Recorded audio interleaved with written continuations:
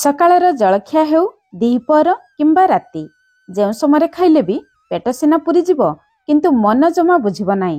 ତୁଳା ପରି ନରମ କଅଁଳିଆ ଜାଲିଦାର ଲାଉ ଚକୁଳି ସହିତ ସୁଆଦିଆ ମଟର ଭଣ୍ଡା ତରକାରୀ। ମଟର ଭଣ୍ଡା ତରକାରୀ ହୁଏତ ଆପଣମାନେ ଆଗରୁ ବନେଇ ନଥିବେ। ବିନା ବିରି ଦହି ସଡ଼ା ଇନରେ ଚକୁଳି ବନେଇବା। ସବୁ ଚକୁଳି ଏମିତି ତୁଳା ପରି ନରମ ହେବ ଆଉ ଜାଲିଦାର ହେବ। ଭିଡ଼ିଓରେ ସବୁ ଛୋଟ ଛୋଟ ଟିପ୍ସ ଆପଣମାନଙ୍କ ସହିତ ମୁଁ ସେୟାର କରିଛି। वीडियो को शेष पर्यंत देखंतु। रेसिपी पसंद आसिले प्लीज वीडियो को गोटे लाइक करंतु, निश्चय गोटे शेयर करंतु। चैनल ले नुआ थिले प्लीज तळे थिबा ब्लैक कलर सब्सक्राइब बटन रे प्रेस करी चैनल को सब्सक्राइब करंतु। बेल आइकन रो ऑल ऑप्शन रे प्रेस करंतु। फेसबुक पेज को भी फॉलो करंतु। जय जगन्नाथ। मो सस्मिता आपण समस्त को स्वागत करूची सस्मिता स्टार किचन को। प्रथमे चलंतु चकुली बनेबा प्रोसेस को जिबा। चकुली बनेबा पई प्रथमे हमकु चावल दरकार। एटी मु नॉर्मल अरुआ चाउल नेची जेउ चाउल रे आपण माने नितिदिन पिठा बनांती। मु एटी मेजरिंग कप रे माप करी नेची। आपण चाहिले घरे थिबा जे कोनोसी गोटे गिन्ना किबा कप रे माप करी नै परिबे। एई कप रे मु 2.5 कप चाउल नेची।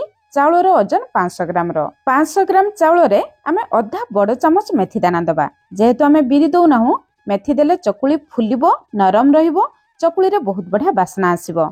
चाउल को भलो भाबरे 2-3 थर पानी रे धोई आमे 5 रु 6 घंटा बतुराइबा पई छाडिबा। एबे चलंतु मटर भंडा तरकारी बनेबा प्रोसेस को जिबा। मटर भंडा तरकारी बनेबा पई 250 ग्राम मटर को मु 6-7 घंटा हला पानी रे बतुराइ नेथिली। निश्चय भाबरे 6 रु 7 घंटा बतुराइ नेबे। ता सहित मु 200 ग्राम रो भंडा नेची। भंडार चपा छडी टिके एमिति बड़ पीसेस रे काटि नेबे। आपण चाहिले केवल भंडा देई ए तरकारी को बने परिबे। जदि आलू पसंद करथुबे गोटे मीडियम साइज रो आलू भी दे परिबे। आलू दबा टोटली ऑप्शनल अछि। आपण चाहिले केवल मटर भंडा रे ए तरकारी बने परिबे। तरकारी रो मसला पई इटी मु बड़ साइज रो 5टी रसुण 1 इंच रो टिके कम अदा नेची। आपण छोट साइज रो रसुण नउथिले 10-12टी रसुण 1 इंच रो टिके कम अदा नेबे। गोटे बड़ साइज रो टमाटो गोटे छोट साइज रो टमाटो। टमाटो टिके खट्टा रहिले ए तरकारी खाइबा पई भल लागिबो। अल्प धनिया पत्र दे दबा। 2-3 चम्मच पानी दे मसला को बाटी आनिबा। मसला रेडी हे गला। चलंतु तरकारी बनेबा प्रोसेस को जिबा। एटी मु गोटे 5 लिटर रो कुकर नेची। कुकर गरम हे जिबा परे आमे 2 बड़ चामच सरिष तेल दबा। तेल आपण हिसाब रे आपण कम बेसी करी दे परिबे।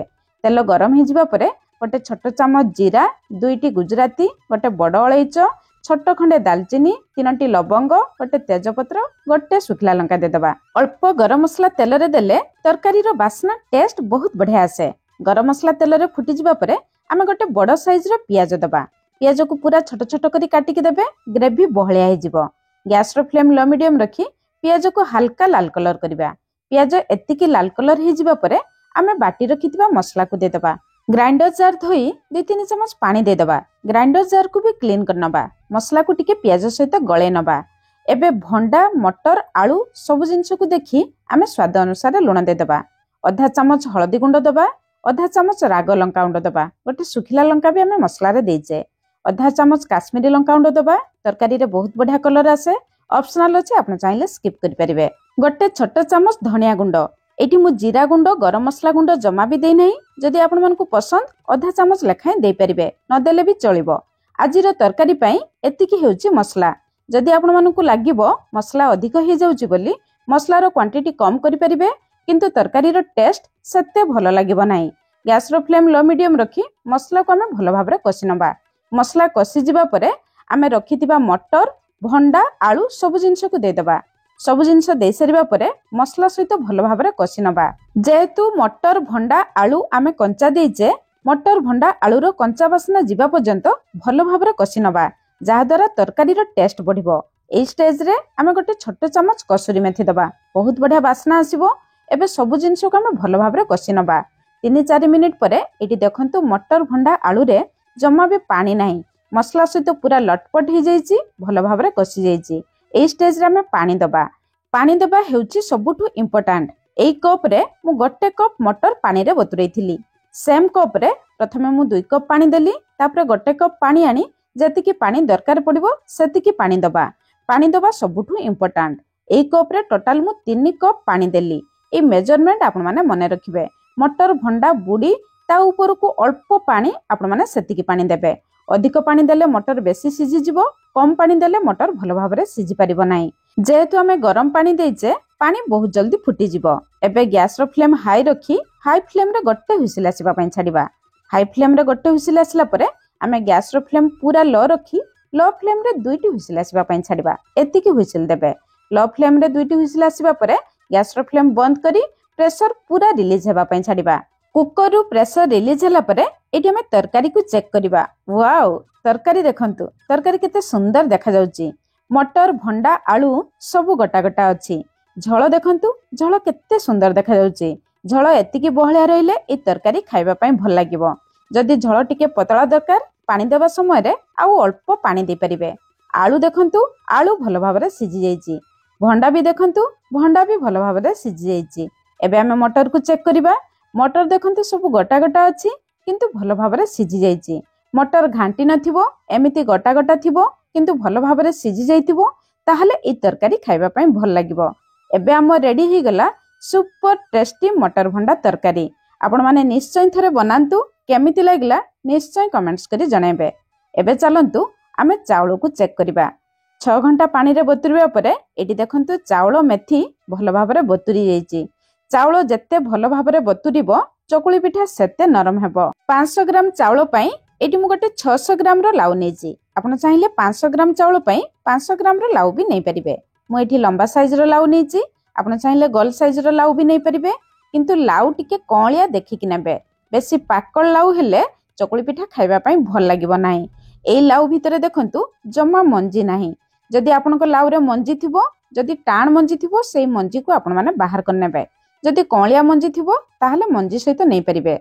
एई लाउ भितरे देखंतु जम्मा भी मंजी नाही। सेति पई ए लाउ को मु बड़ बड़ पीसेस रे काटि नेली। जदि आपनको लाउ भितरे मंजी थिबो आउ पाकल मंजी थिबो मंजी को बाहर करी एमिति बड़ पीसेस रे काटि नेबे। तापरे लाउ को सिझेबा पई आमे कुकर रे दे दबा। लाउ को देखि स्वाद अनुसार लूण दबा अल्प पानी दबा। आधा ग्लास पाखापाखि आमे पानी दबा जमा बेसी पानी देबे नाही। एबे आमे गैस ऊपर हाई फ्लेम रे गोटे हुइसिल तापरे लो फ्लेम रे गोटे हुइसिल देई लाउ को सिझे नबा। आजिर चकुली पई हमकु फाळे नडिया भी दरकार। नडिया मु करी कि नेछि। नडिया देले चकुली पूरा जालीदार हेबो। चकुली खाइबा पई आहुरी स्वादिया लागिबो। आपण चाहिले बिना नडिया रे भी बने परिबे किंतु सेई चकुली सेते जालीदार हेबो नाही जेहेतु आमे बीरी दउनाहु किंतु चकुली नरम रहिबो जेहेतु आमे लाउ रे बनाउचु। लाउ सिझै सारिबा परे लाउ को आमे चेक करिबा। देखंतु लाउ हमर भलो भाबरे सिझी जाईची। आपण चाहिले कंचा लाउ को चावल सहित बाटिकी भी बने परिबे किंतु सेई चकुली अपेक्षा लाउ को सिझै कि चकुली बनेले सेई चकुली खाइबा पई भल लागे। ग्राइंडर जार रे अल्प चावल अल्प नडिया तापरे सिझै रखितिबा लाउ को दबा। लाउ एठी मु गरम थिबा अवस्था रे देली आपण पूरा ठंडा करिके देबे। तापरे अल्प पानी देकी बाटिबे कारण लाउ रे भी पानी अछि। पिठौ को एतिकी बहलिया रखिबे। प्रथम रो पिठौ को बेसी पानिया करिवे नाही नले पिठौ रेस्ट करिबा परे पिठौ फुली आउ टिके पानी हि जिवो। पिठौ को रखिबा पई आमे गोटे बड़ जागा नबा कारण पिठौ फुली जिवो। सेम प्रोसेस रे बळका रखितिबा चावल नडिया लाउ देई आमे पिठौ को बाटी आनिबा। एबे हमर सबु पिठौ बाटी रेडी हि गला। एबे ए पिठौ को आमे 4-5 मिनिट गोटे डायरेक्शन रे फेंटी नबा जहा द्वारा पिठौ भलो भाबरे फुली जिवो चकुली पिठा नरम हेबो। जदि आपनका हाथ रे पिठौ खटा हि जाउथबो आपण माने चट्टू रे घांटी नेबे। एबे ए पिठौ को आमे 5-6 घंटा रेस्ट करिबा पई छाडिबा। जेहेतु एबे खरा दिन जदि आपण माने शीत दिने ए पिठौ बनाउथबे 8-10 घंटा फ्रिज रे नुहे बाहर रेस्ट करिबा पई छाडिबे। एटी मु 6 घंटा पिठौ को रेस्ट करथिली। 6 घंटा परे देखंतु पिठौ हमर बहुत बढ़िया फुली जाईची। मु एबे दिल्ली रे रहूची। दिल्ली रे एबे भी बहुत ठंडा अछि। एतिकी ठंडा भितरे भी देखंतु पिठौ बहुत सुंदर फुलीची।